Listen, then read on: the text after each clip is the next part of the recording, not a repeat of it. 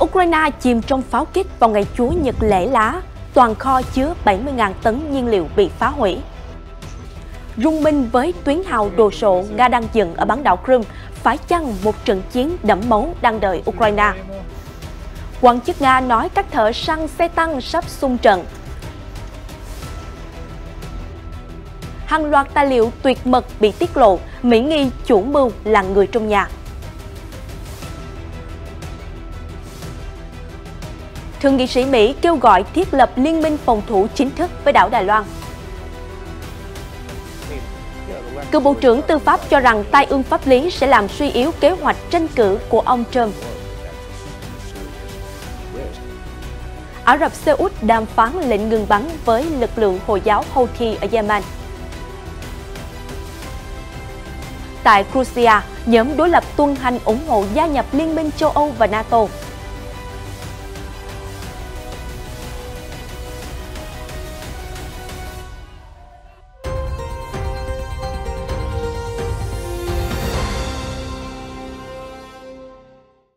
Xin chào quý vị đang đến với bản tin thời sự quốc tế ngày 10 tháng 4. Sau đây là những nội dung chi tiết sẽ được gửi đến quý vị.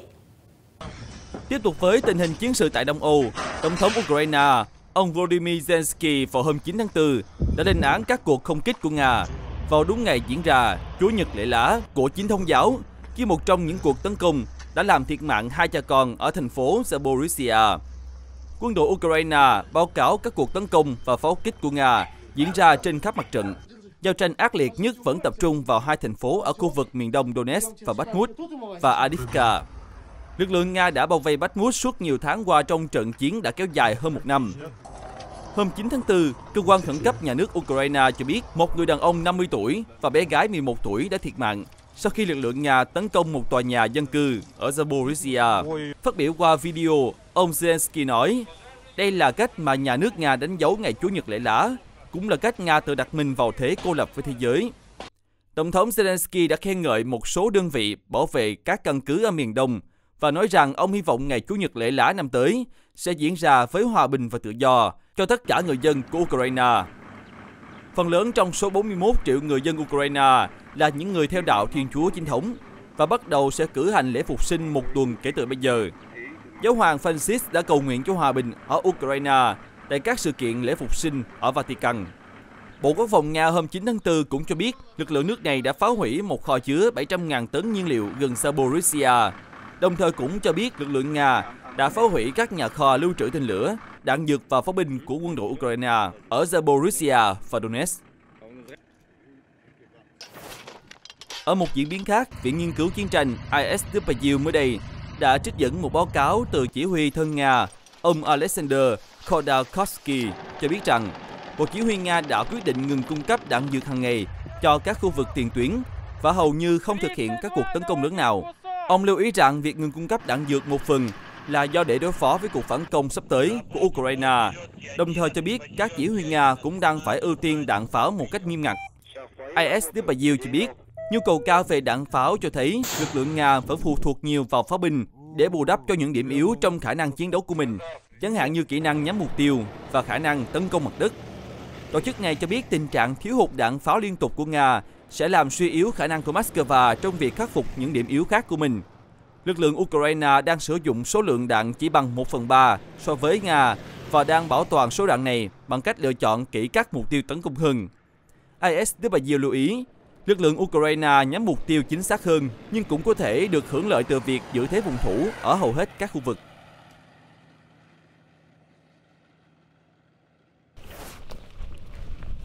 Tại một mặt trận khác, mới đây, theo phân tích từ các hình ảnh vệ tinh, tờ Al Jazeera cho biết rằng lực lượng Nga đang củng cố tại tuyến phòng thủ ở bán đảo Crimea, đề phòng Ukraine tái chiếm bán đảo.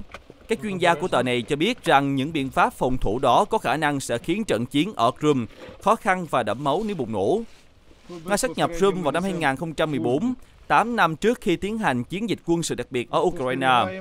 Khi cuộc chiến kéo dài hơn 1 năm, giới lãnh đạo chính trị và quân sự Ukraine đã nói rõ rằng Kiev đặt ra mục tiêu chiến thắng là giành lại biên giới năm 1991 mà Nga, Liên Hợp Quốc và tất cả các đồng minh phương Tây của Ukraine đều đã công nhận. Những đường biên giới đó bao gồm cả Crimea. Cuộc điều tra của đơn vị giám sát và xác minh thuộc tờ Al Jazeera cho thấy rằng từ tháng 2 đến tháng 3, biên giới Crimea và các khu vực xung quanh đã biến thành một hàng rào kiên cố trước cuộc phản công dự kiến vào mùa xuân của lực lượng Ukraine. Đặc biệt, một mạng lưới chiến hào và phòng thủ rộng lớn đã được dựng lên và hiện đang trải dài khắp các làng biên giới của Crimea. Cùng lúc đó, việc xây dựng và mở rộng một số căn cứ quân sự quan trọng cũng diễn ra. Những hình ảnh được chụp vào ngày 1 tháng 4 cũng cho thấy chính quyền Crimea đã thiết lập một rào chắn biển tại một bến tàu của hạm đội Biển Đen Nga ở cảng Sevastopol, bên cạnh một số tòa nhà, và cũng cho xây vài cơ sở hạ tầng mới trong khu vực cảng. Trong khi đó, thông báo tuyển công nhân xây dựng công sự ở Crimea cũng đã xuất hiện trên các trang web việc làm của Nga trong vài tháng qua. Các nhà phân tích cho rằng tình trạng thiếu nhân lực có thể là một lý do quan trọng khiến cho những chiến hào này vẫn chưa hoàn thành xong. Ông Jeff Fantus, nhà phân tích tình báo cấp cao thuộc công ty an ninh Global Guardian bình luận về các bức ảnh vệ tinh. Không có chiến hào nào trong toàn bộ những bức ảnh này được xây hoàn chỉnh 100%. Ông Fantus cho rằng các chiến hào được xây ở phía bắc Crimea cho thấy Nga đang hành động để ngăn Ukraine tiến hành tấn công trên bộ từ phía bắc, con đường duy nhất của Ukraine. Xa hơn về phía nam, các chiến hào và công sự cho thấy Nga đang dự đoán Ukraine có thể đột nhập vào tuyến phòng thủ đầu tiên và sẽ di chuyển dọc theo hai đường cao tốc E97 và E105. Ông Fantus nói, các tuyến phòng thủ mới của Nga tận dụng địa hình và các ngôi làng hiện có để tạo ra các nút thắt dọc theo các đường cao tốc này. Về bản chất, nếu Nga cảm thấy mình cần phòng thủ ở Ukraine, họ sẽ có kế hoạch để Ukraine tự phải nếm mùi thuốc súng của chính mình. Trong buổi phỏng vấn hôm 9 tháng 4, Evgeny Afulin, một quan chức quốc phòng cấp cao của Nga đã tuyên bố nước này đang tập hợp các nhóm thợ săn xe tăng để chống lại thiết giáp hạng nặng của phương Tây trên khắp chiến trường Ukraine. Ông Afulin là chỉ huy trung tâm huấn luyện quân sự ở miền Trung nước Nga. Ông cho biết lệnh thành lập các đơn vị thợ săn xe tăng đã được Thứ trưởng Bộ Quốc phòng Nga Yunus Yukirov ban bố. Theo vị quan chức này, đây là hoạt động được thực hiện ở quy mô cấp nhà nước. Ông Afulin cho biết ngoài đào tạo các thợ săn xe tăng, cơ sở huấn luyện của ông còn dạy cách khai hỏa pháo binh và vận hành hệ thống tên lửa. Cơ sở này có thể đào tạo đến 700 binh sĩ cùng lúc. Với mục tiêu là đối phó với vũ khí hạng nặng của phương Tây, ông Afulin lưu ý rằng quân đội Nga đã nghiên cứu kỹ các loại xe tăng M1 Abrams của Mỹ và Leopard của Đức, Challenger của Anh và Leclerc của Pháp. Các binh sĩ thuộc đơn vị thợ săn xe tăng đang được huấn luyện dưới sự chỉ dạy của các quân nhân kỳ cựu đã từng có kinh nghiệm chiến đấu trong các cuộc xung đột quân sự. Hồi cuối tháng 3, Tổng thống Nga Vladimir Putin ước tính Ukraine sẽ nhận được hơn 400 xe tăng từ các đồng minh phương Tây. Mới đây, Bộ Ngoại giao Ukraine đã bày tỏ sự thất vọng về thánh lễ canh thức vừa qua do Đức Giáo hoàng Francisco chủ trì, vì cho rằng sự kiện nhắc đến cả thanh thiếu niên Ukraine và Nga sẽ khiến cho thế giới hiểu sai về những gì mà người Ukraine chịu đựng. Trong buổi lễ diễn ra vào ngày 8 tháng 4, Đức Giáo hoàng Francisco đã nhắc đến một cậu bé người Ukraine đang tị nạn ở Ý vì quê hương Mariupol của em đã bị Nga kiểm soát. Đồng thời, Ngài còn nhắc đến một cậu bé người Nga có anh trai, bố và ông bị mất tích trong cuộc chiến ở Ukraine. Người phát ngôn Bộ Ngoại giao Ukraine, ông Oleg Nikolenko, cho biết ngày thứ Sáu tuần thánh là một sự kiện tượng trưng cho việc cải thiện chiến thắng cái ác. Trước cử chỉ của Giáo hoàng, ông Nikolenko nói rằng, chúng tôi thất vọng vì Tòa Thánh Vatican đã không tính đến việc Ukraine cảm thấy bị xúc phạm như thế nào khi nêu ra hai trường hợp nạn nhân của cả Nga và Ukraine. Điều đó sẽ làm sai lệch về những thiệt thòi mà người Ukraine gánh chịu. Động thái của Tòa Thánh đã làm suy yếu các nguyên tắc công lý và đạo đức chung.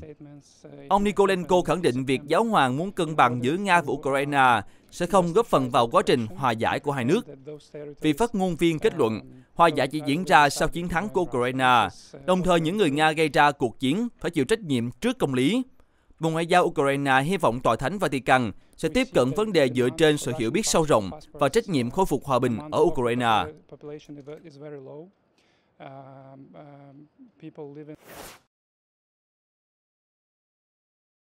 Chuyển sang những thông tin nổi bật khác. Các tài liệu tình báo và quân sự tuyệt mật với nhiều thông tin chi tiết khác nhau xuất hiện tràn lan trên mạng, hiện đang khiến các quan chức Mỹ ráo riết truy tìm nguồn bị rò rỉ.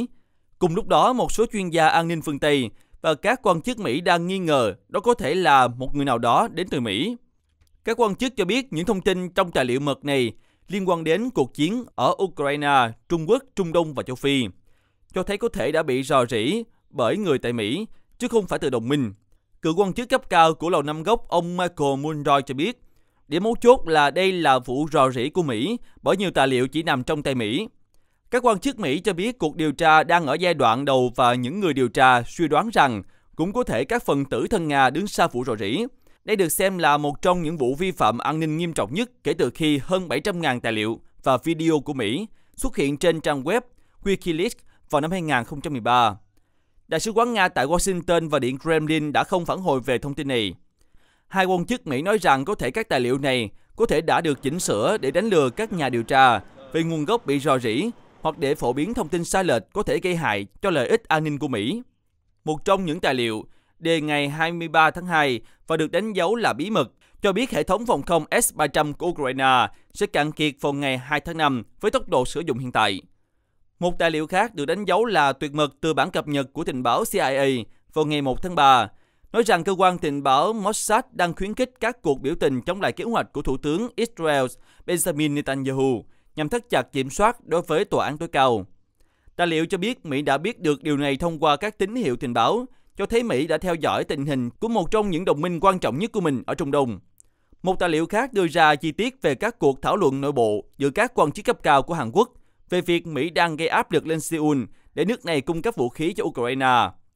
Một quan chức của Tổng thống Hàn Quốc cho biết hôm 9 tháng 4 rằng nước này đã biết về các bản tin và các tài liệu bị rò rỉ và họ có kế hoạch thảo luận về các vấn đề được đưa ra với Washington. Lầu Năm Góc đã không đề cập đến nội dung của bất kỳ tài liệu cụ thể nào, bao gồm cả việc giám sát các đồng minh.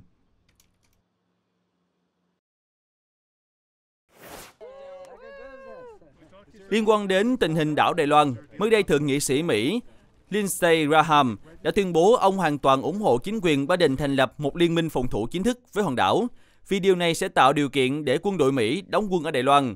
Ông Graham cho rằng bảo vệ đảo Đài Loan cũng là vì lợi ích an ninh của nước Mỹ. Theo đài Fox News, được biết đến là chính trị hiếu chiến của Mỹ, nhà lập pháp đảng Cộng hòa này nhận định rằng chính sách hiện nay với đảo Đài Loan còn mơ hồ về chiến lược và không đem lại hiệu quả. Ông Graham đã kêu gọi thực hiện một thỏa thuận quốc phòng chính thức. Ông nói với Fox News, câu hỏi đặt ra là Quốc hội có muốn thực hiện điều đó với đảo Đài Loan hay không? Tôi rất sẵn sàng dùng mọi nguồn lực để bảo vệ hòn đảo. Làm như vậy sẽ bảo đảm lợi ích cho an ninh của Mỹ. Theo ông Graham, Đài Loan là một trong những nhà sản xuất chip hàng đầu thế giới. Do đó, nếu không bảo vệ hòn đảo, Trung Quốc sẽ độc quyền trong nền kinh tế kỹ thuật số tương lai.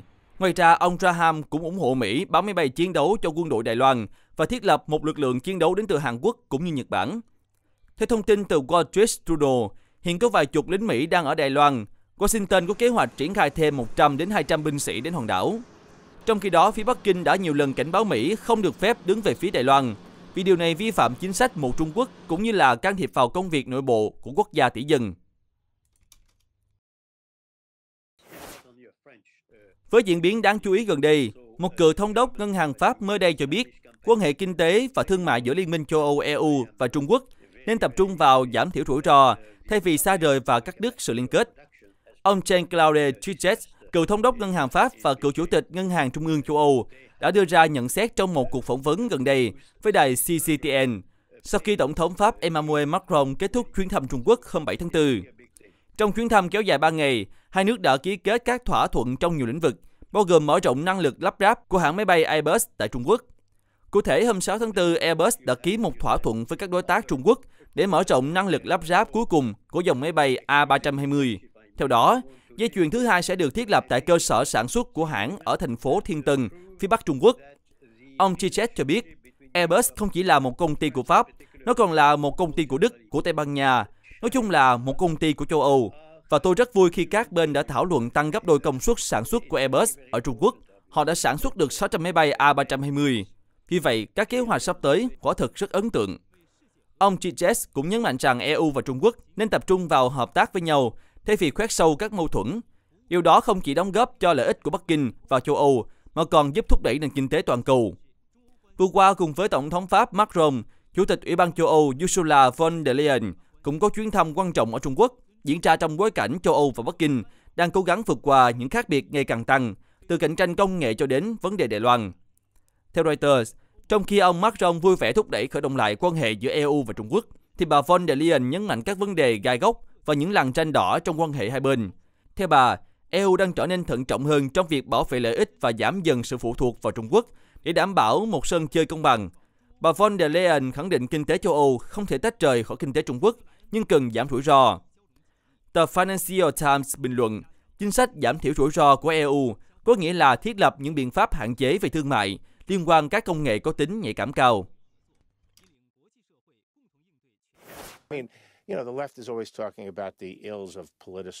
Liên quan đến vụ truy tố hình sự ông Donald Trump, cựu Bộ trưởng Tư pháp Hoa Kỳ William Barr cho rằng chính cựu tổng thống đã tự đào hố cho mình, đồng thời ông Trump có thể bước vào cuộc đua tranh cử năm 2024 với tư cách là ứng viên yếu thế nhất trong đảng Cộng hòa. Trong buổi phỏng vấn với đài ABC, ông Barr đã nói, các lỗ hổng của ông Trump được thể hiện trên các tài liệu mật và cả vụ bạo loạn ở Điện Capitol vào ngày 6 tháng 1 năm 2021. Tôi không ngạc nhiên khi ông ấy đối diện với các bê bối pháp lý. Thậm chí, ông Trump còn được cảnh báo những điều này trước khi rời Nhà Trắng. Tuy nhiên, cựu Bộ trưởng Tư pháp thuộc đảng Cộng hòa này cho rằng các vụ truy tố hình sự ông Trump với 34 tội danh gần đây là không đủ sức thuyết phục. Ông Barr khẳng định, phe cánh tả luôn nói về việc hệ thống tư pháp đang bị chính trị hóa. Tôi hoàn toàn đồng ý với điều đó. Trường hợp của ông Trump đã cho thấy hệ thống tư pháp đã bị lạm dụng. Các công tố viên ở New York đã cáo buộc hình sự, khiến ông Donald Trump trở thành cựu tổng thống Mỹ đầu tiên bị truy tố hình sự. Theo ông Barr, điều này sẽ gây tổn hại lâu dài cho đảng Cộng hòa. Ông nói, các đảng viên Dân Chủ biết điều này sẽ biến ông Trump thành ứng viên yếu thế nhất trong đợt tranh cử sắp tới. Hoặc ông Trump có thể thua Tổng thống Biden nếu ông Biden ứng cử lần hai.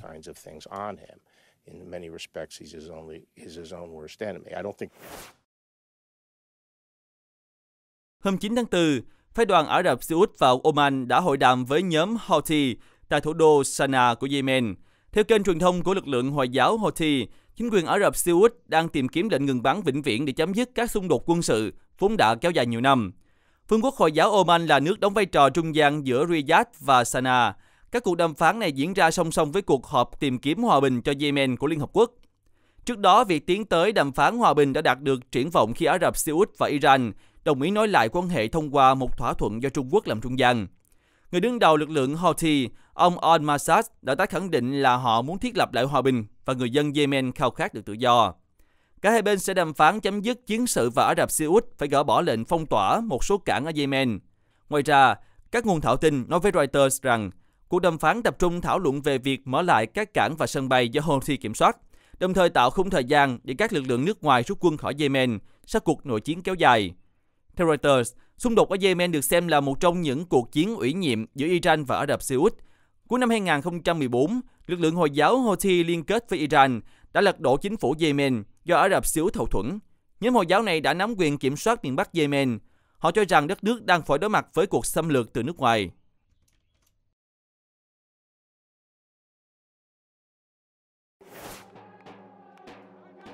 Cuối tuần qua, 9 tháng 4, hàng trăm người Georgia đã tập trung tuần hành tại thủ đô Tbilisi nhằm ủng hộ cựu tổng thống Mikhail Saakashvili và đường lối thân châu Âu của chính trị gia này. Các cuộc biểu tình được tổ chức bởi đảng đối lập Phong trào Dân tộc Thống nhất do ông Saakashvili thành lập năm 2001. Cựu tổng thống Georgia Giori Marvelasvili, nhiệm kỳ 2014-2018 cũng tham gia biểu tình. Nhiều người xuống đường tuần hành đã phát biểu cảm nghĩ của họ. Tôi đang ở đây là để phản đối nước Nga. Họ đã đưa quân vào Ukraine. Tôi có nhiệm vụ đứng đây phản đối cùng với bạn bè và gia đình. Thật đáng buồn khi chính phủ Georgia hiện tại đã thân với chính quyền Moscow. Vì vậy, những người tập trung tại đây hôm nay đòi hỏi một tương lai đi cùng với châu Âu. Chúng tôi sẽ không mệt mỏi trong cuộc chiến này và chúng tôi sẽ cùng với người dân Georgia giành chiến thắng. 9 tháng 4 là ngày Georgia độc lập khỏi Liên Xô 32 năm về trước. Chúng tôi muốn đạt được bước tiến xa nhất là trở thành một phần của Liên minh châu Âu và NATO.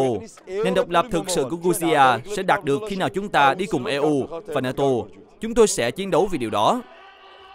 Hiện cựu tổng thống Saakashvili đang chịu án 6 năm tù vì tội lạm dụng quyền lực. Tuy nhiên, những người biểu tình cáo buộc chính phủ Georgia hiện tại đã bị Moscow kiểm soát và yêu cầu trả tự do cho ông Saakashvili. Những người ủng hộ ông cho rằng có động cơ chính trị đằng sau bản án.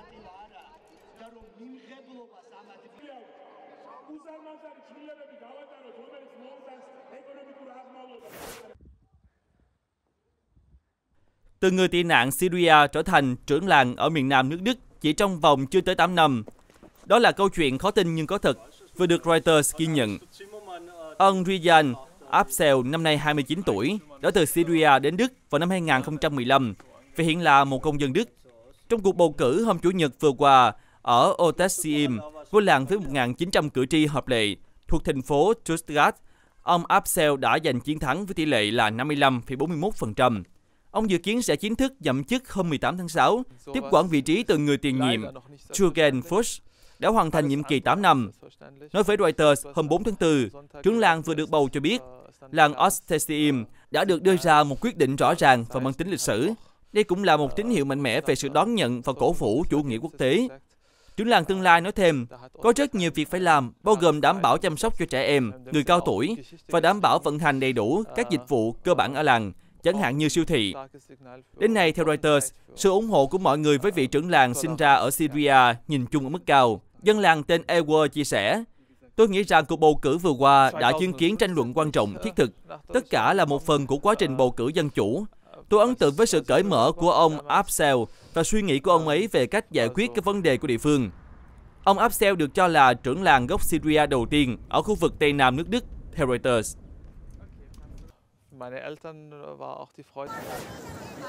Thêm một con cá voi chết dạt vào bờ biển của đảo Bali, Indonesia hôm 8 tháng 4, thu hút sự hiếu kỳ của du khách và người dân địa phương.